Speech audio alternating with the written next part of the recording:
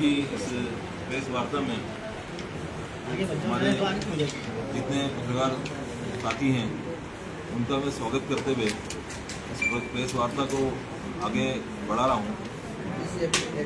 जैसे कि आप लोगों को मालूम है कि अंता में उपचुनाव होने जा रहे हैं और अंता की जो जनता है उनका इस बार जो है मन बदला है और उन्होंने वहाँ पर जो हमारा सर्वे है, इसके अलावा वहाँ के जो लोग हैं, जो जिस तरह से मीडिया के अंदर बात आ रही है, वो भाई नरेश मीणा को जो है बहुत अच्छे से समर्थन कर रहे हैं। और हम भी ये चाहते हैं कि इस बार भाजपा और कांग्रेस के अलावा एक ऐसा निर्दलीय प्रत्याशी जो ज़मीन पर उतरकर लोगों के लिए संघर्ष कर रहा है, लोगों के लिए जेल जा रहा है और सरकार की गलत नीतियों का विरोध करने के लिए अपने लोकतांत्रिक तरीके से, अपने संविधानिक तरीके से अपनी बात को आगे बढ़ा रहा है। हमें उम्मीद है कि हम लोग नरेश मीणा जी को जिताकर जिस दिन विधानसभा भेज देंगे, सिर्फ अंता या 12 जिले की बात नहीं, हम राजस्थान की 200 विधानसभा और राजस्थान के 51 जिलों के अंदर हम नरेश मीणा जी की मदद से हम लोगों के लिए काम कर पाएंगे। तो उसी क्रम में हम लोगों ने ये निर्णय लिया कि हम पूरी तौर से जो है social democratic party of India की प्रदेश कारिणी उनके इस चुनाव के, उनके इस समर के अंदर हम लोग उनके साथ हैं और पूरा तन मन धन से जो है हम लोग उनके साथ समर्थन दे करके उनको विजय दिलाने में अपने पूरे प्रयास करेंगे। इसके अलावा अभी हम लोग ऐसा सुन रहे हैं कि यहाँ पर मुस्लिम समाज या जो हमारे बहुजन साथी हैं वो नहीं है, ऐसा नहीं है। हमारे पास जो हमारा एक लोकतांत्रिक सामाजिक महागठबंधन हम लोगों ने एक अलायंस बनाया हुआ है, उसके लोग भी जो है हमारे साथ हैं और वो भी 2-4 दिन में जो है हम लोग अंता के अंदर दोबारा एक प्रेस कॉन्फ्रेंस और करने जा रहे हैं।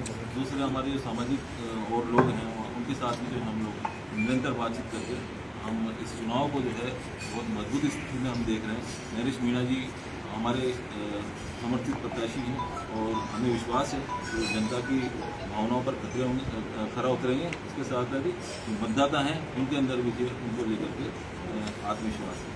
क्या नाम है आपका? मेरा नाम है अशफाक हुसैन, प्रदेश अध्यक्ष हूँ social democratic party of India Rajasthan से। इसमें हमारे साथ जो हमारा जो अलायंस है उसमें 3 पार्टियां हैं। छोटू भाई वसावा की भारतीय ट्राइबल पार्टी है, इसके अलावा हमारे साथ अम्बेडकर राइट्स पार्टी जो विजय मानकर है उनकी एक पार्टी है, इसके अलावा हमारा एक लोकतांत्रिक फ्रंट है राजस्थान का, वो भी हमारे साथ है। तो तीनों लीडर्स भी जो है दिवाली की वजह से अभी थोड़ा व्यस्त है, क्योंकि हम 3 से 4 दिन में जो है उनको भी बुला करके हम अंता के अंदर अच्छी प्रेस कॉन्फ्रेंस अभी। इसके अलावा आपका कोई प्रश्न है तो ठीक है, नहीं हम नरेश जी कहेंगे कि कांग्रेस बीजेपी ने जिस तरह से 40 बड़े बड़े नेता होता है आपके साथ कौन सी नेता होता है? देखिए, राजस्थान में एक बार बीजेपी एक बार कांग्रेस और विधानसभाओं में भी जब चुनाव होता है तो लोगों के पास विकल्प नहीं होता, इसलिए एक बार व्यक्ति जिताने के लिए वोट देता, दूसरी बार उसको हराने के लिए वोट देता है।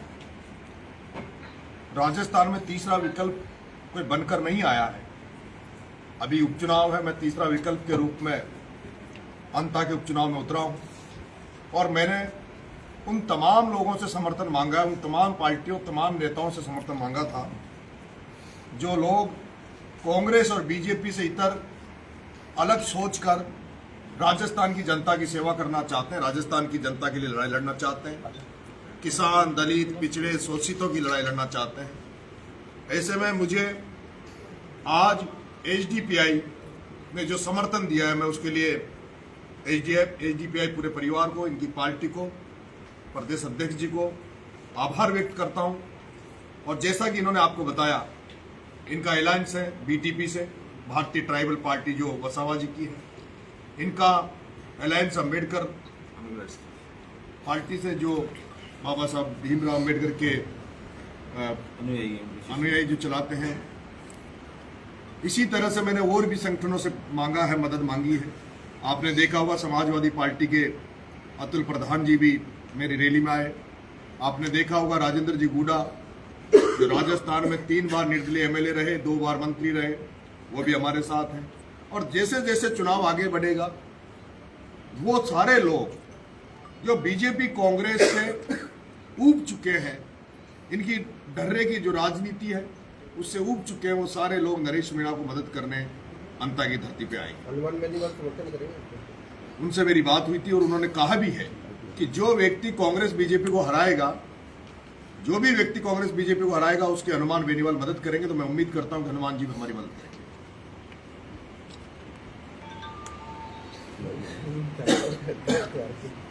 और कोई सवाल? आप ये चुनाव नंगे पांव भी? ये नंगे पांव, मैंने कोई एमएलए एमपी बनने के लिए नहीं। ये जो धन्ना सेठ यहाँ बैठे हैं हाड़ौती पे, जो लोग जनसेवा, जिनको हम जनसेवा के नाम से वोट देते हैं, हम सोचते हैं कि जनसेवक बनेंगे, जनता की सेवा करेंगे, लेकिन मैं हाड़ौती में देख रहा हूँ कि जितने भी यहाँ पर राजनेता हैं वो व्यापारीकरण की राजनीति करते हैं, वो लोग भूमाफिया हैं, वो लोग प्रॉपर्टी डीलिंग का काम करते हैं, जिनसे जनता अपेक्षा करती है। मैंने देखा है हाड़ौती में कि जनता के नेता नहीं है, वो केवल कुछ सीमित लोगों के एक ग्रुप बना रखा है, जो लोग भूमाफिया हैं, जो लोग शराब का कारोबार करते हैं, जो ठेकेदारी का करते हैं, उन्हीं लोगों तक आज राजनीति सीमित हो गई है। हम राजनीति को जनता की राजनीति बनाना चाहते हैं, जिसमें जनता सामूहिकता से जनता का काम हो, जनता की आवाज हम उठाना चाहते हैं।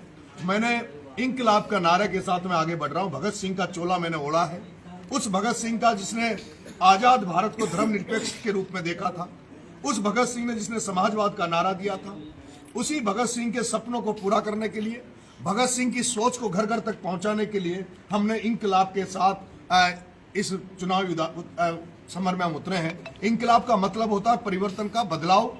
जो यहाँ जिस तरह की राजनीति हो रही है उसको एक हम अलग तरीके से बदलना चाहते हैं, साफ सुथरी राजनीति करना चाहते हैं, जिसमें किसान का भला हो, जिसमें मजदूर का भला हो, जिसमें शोषित का भला हो, जिसमें कोई भी जात पात धर्म इन सबसे ऊपर उठकर एक स्वच्छ राजनीति हो, जिसमें मानवीयता हो, जिसमें इंसान को इंसानियत के रूप में देखा जाए, इंसान के लिए काम किया जाए।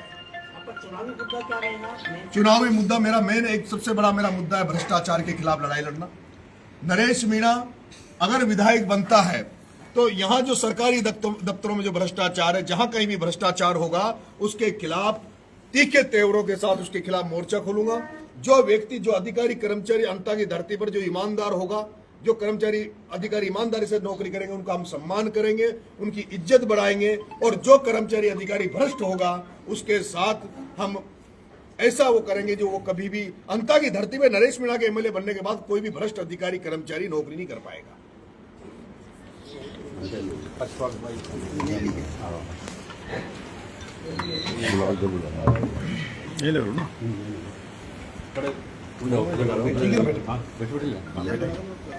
आपने नरेश मीणा का समर्थन दिया था, कितने कार्यकर्ता आपके यहाँ हैं 12 में, और कितने वोटर से जो इनको फायदा पहुँचाएंगे, और अब तक कहाँ वोटिंग करते थे आप? देखिए, हमारे पूरे ज़िले के अंदर जो है STPI का काम है। हर गांव में, हर छोटे कस्बे के अंदर हमारे पार्टी के मजबूत कार्यकर्ता मौजूद हैं। और जैसा कि हमारे पास अनुमान है कि यहाँ लगभग 28,000 से ज़्यादा जो है मुस्लिम समुदाय का वोट है। इसके साथ साथ हम दूसरे जो हमारे दलित साथी हैं उनके अंदर भी हमारा काम है। तो निश्चित तौर पर जो है हम इनको चुनाव के अंदर अपने कार्यकर्ताओं को पूरा लगाएंगे। और सब लोग अपना, हमारा कैडर जो होता है वो बिना किसी लोभ लालच के, बिना किसी पैसा लिए काम करने वाला एक मजबूत कैडर होता है। वो चाय भी अपनी जेब से पीना पसंद करके और हमारी बातों को मानता है। तो इससे हमें लगता है कि हम जो हमने आज समर्थन की बात की है तो वो निश्चित तौर से जो है वो हमारे लिए इसमें बहुत सफल रहेगा। SDPI के अभी पार्षद हैं मांगरोल में, SDPI के अभी पार्षद हैं 12 में, बहुत मजबूत संगठन है। SDPI का नरेश मीणा के साथ आज आना नरेश मीणा की जीत को सुनिश्चित करता है। मैं आपसे बोलना चाहता हूँ, अभी तो आप नरेश मीणा जी को समर्थन दे रहे हैं, नगर परिषद 12 में आप कांग्रेस को समर्थन देते हैं। देखिए, हमारा जो सिद्धांत रहा है काम करने का, हम लोग जो सेक्युलर पार्टियां हैं हम लोग उनके साथ ही जाते हैं। अगर देखा जाए तो हमारे जो 5 पार्टी 12 में जीते थे, जिसमें 4 तो हमारी पार्टी के थे, एक हमारे समर्थित उम्मीदवार थे। हमको ये लगा कि इस वक्त जो है 12 की जनता में क्योंकि सरकार कांग्रेस की थी, उसके लिए जो है वो यहाँ अगर परिषद का बोर्ड कांग्रेस का बनता है तो जनता के लिए हम जो 5 सालों का जो पिछला संघर्ष था हमारा, उसमें हम जनता के हितों को अच्छी तरह से नगर परिषद में रख सकेंगे, इसलिए उनका समर्थन। तो उस पर भी आप करेंगे?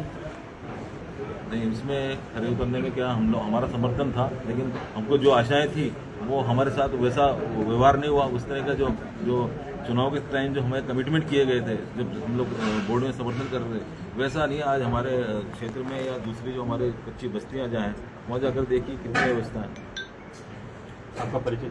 मैं Ashfaq Hussain, state president SDPI Rajasthan. Naresh ji, आपके सामने 2 बड़ी पार्टियां हैं, कांग्रेस बीजेपी, और आप देखिए तो चुनाव मैदान में हैं। इन दोनों पार्टियों का आप किस तरीके से मुकाबला करेंगे? उन दोनों पार्टियों के 45-45 हज़ार वोट आएंगे और नरेश मीणा के 1 लाख वोट आएंगे। ये मैं घोषणा कर रहा हूं, इसको आप ज्योतिषी मान लो या किसी भी रूप में देख लो।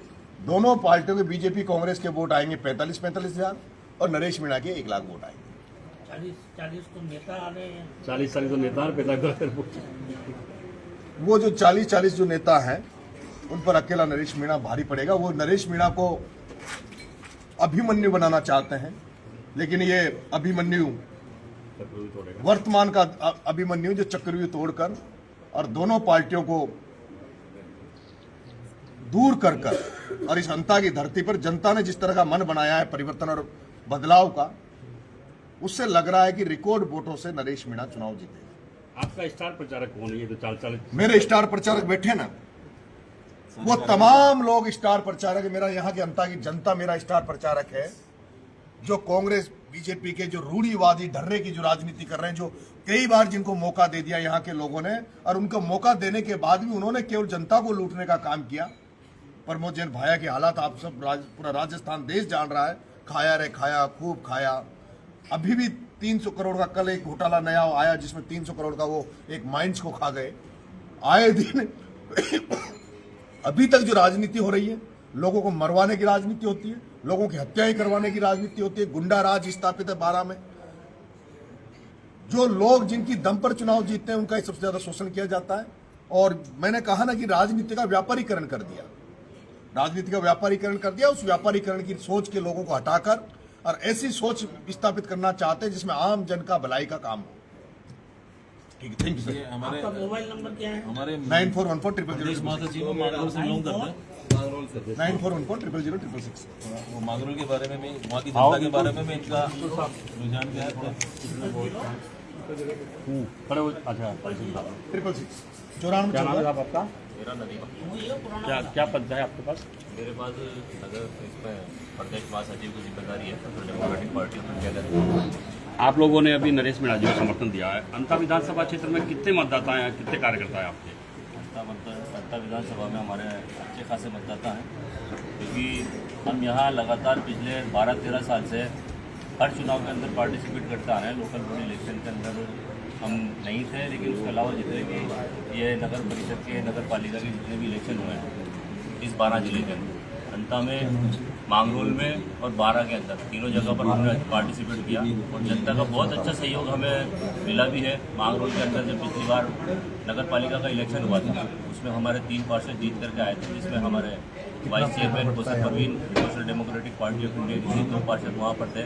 12 के अंदर हमारे 5 पार्षद पिछले चुनाव में जीते थे और हमें उम्मीद है कि जो विधानसभा चुनाव में जब हम नरेश जी के साथ आए हैं, जरूर हम नरेश जी के लिए पूरा प्रयास करेंगे और हमें उम्मीद है कि जीत नरेश जी की सुनिश्चित होगी। अब तक किसको समर्थन करती थी? अब तक तो अगर हम इलेक्शन में है, हम इंडिपेंडेंट हमने खुद को जब भी हम पार्टी का चुनाव लड़ा है हमने पार्टी का समर्थन किया है। उसके अलावा मैं जी जान से जब तक आप जहाँ भी रहेंगे मैं साथ रहूँगा आपके, चाहे मेरी नौकरी में आग लगे। पूरे जितने भी जिले हैं 12 जिले में, वो तो आप मैंने 12-13 साल से मैं लटक रहा हूँ, कोई सुनने वाला नहीं। इस 12 में हजारों बार कलेक्टर से मिल लिया। आपके नरेश जी जो है, ललित जी, उन्होंने 15 साल से लटका रखा। जमीन के हैं, मैं भूतपूर्व सैनिक हूँ, मेरा इन्होंने काम अटका रखा है, नहीं करेंगे। मेरे को आशा है आप लाखों से ऊपर से जीतेंगे, ये मेरा वादा है। आप जीत के रहेंगे इस चुनाव में। ये मेरा चैलेंज है। ये 1000 बार कलेक्टर से मिले हैं, मगर ये ललित जी मीणा है, मेरा साफ कर रखा, बोला तू राजपूत है, हम मीणे हैं, ऐसे टक्कर है मेरे से। अभी पधारे थे राज्यपाल साहब, पुलिस ने नहीं जाने दिया, पीछे के गेट से एसपी के गेट से घुस के मिला, ललित जी वहीं थे। मैंने कहा साहब राज्यपाल साहब मैं 1000 बार कलेक्टर से मिले, कोई सुनवाई नहीं। इकल्ले फौज को आप आचार संहिता जिस दिन खत्म हो जाएगी जी सर, अंता में, जी सर, भगवान करे चुनाव जीते तो अच्छी बात, नहीं भी नहीं जीतेंगे, ये वादा है मैं मेरा। निवेदन कर रहा हूँ जिस दिन आचार